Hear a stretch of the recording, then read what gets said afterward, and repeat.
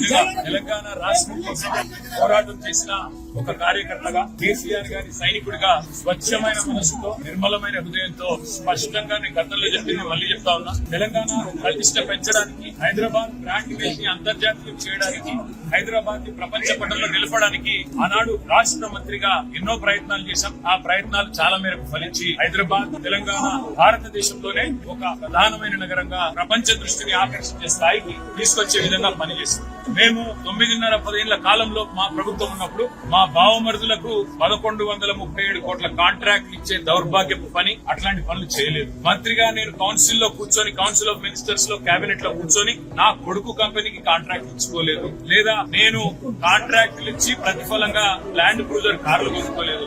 ఆ పనులు రేవంత్ రెడ్డి గారు, ఆయన మంత్రివర్గ సహచరులు, ఆ సాగు తెలివితేటలు, ఆ అవినీతి తెలివితేటలు వాళ్ళకే ఉన్నాయి. నేను 50 లక్షల రూపాయలతో ఎమ్మెల్యేలను కొనుగోలు చేయడానికి పోయి దొరికిపోయిన దొంగను కూడా కాదు. నేను వికాస్ అయిన తెలంగాణ బిడ్డను. ఏ పని చేసినా తెలంగాణ కోసం, హైదరాబాద్ ప్రతిష్టను పెంచడానికి కోసం చేశాను. 60 పైసా అభివృద్ధి కూడా చేయబోదు.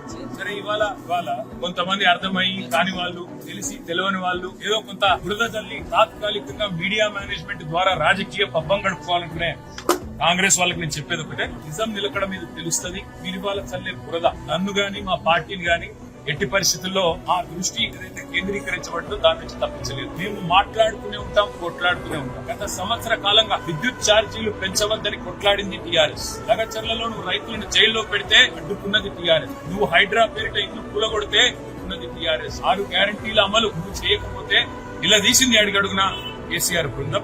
తప్పకుండా మా దృష్టి మేము నువ్వేదో నా మీద కేసు పెట్టి అన్నేదో చేసి దానివల్ల మా పార్టీ క్యాడర్ ను, మా నాయకత్వాన్ని నువ్వు దారి మళ్లింపు, దృష్టి మళ్లింపు దిశగా ప్రయత్నం చేస్తాను అనుకుంటున్నావు రేవంత్ రెడ్డి. అది నీ వల్ల కాదు. ముమ్మాటికి నువ్వు ఇచ్చిన 420 హామీలు ప్రశ్నిస్తూనే ఉంటాం. నువ్వు ఎన్ని కేసులు పెట్టినా ఇది కాదు, ఇంకో 100 పెట్టుకో, ఇంకో 1000 పెట్టుకో, ఎదుర్కొంటాం. న్యాయస్థానాల మీద, ఈ దేశంలోని చట్టాల మీద, భారత రాజ్యాంగం మీద మాకు సంపూర్ణమైన గౌరవం, సంపూర్ణమైన విశ్వాసం ఉంది. ఏ ప్రశ్నలన్నా అడుగు, సమాధానం మా కాడ ఉంది. ఎందుకంటే మేము నిజాయితీగా ఇలాగా విచ్చ పనులు చేయలేదు, ఇలాగా కూర్చొప్పు పనులు చేయలేదు, చేయబోము. నికార్సైన తెలంగాణ బిడ్డగా, కేసీఆర్ గారి రక్తం పంచుకొని పుట్టిన కేసీఆర్ కొడుకుగా చెప్తా ఉన్నా, తెలంగాణ కోసం అవసరమైతే చస్తాను తప్ప ఎట్టి పరిస్థితుల్లో ఇట్లాంటి లుచ్చగాళ్ల ముందు మాత్రం తల వంచను. తప్పకుండా కొట్లాడుతూనే ఉంటా, పోరాడుతూనే ఉంటా. తెలంగాణ జయించేదాకా, కాంగ్రెస్ కబంధ హస్తాల్లోంచి తెలంగాణ బయటకు వచ్చేదాకా కొట్లాడుతూనే ఉంటాను, ప్రయత్నం చేస్తా ఉన్నా.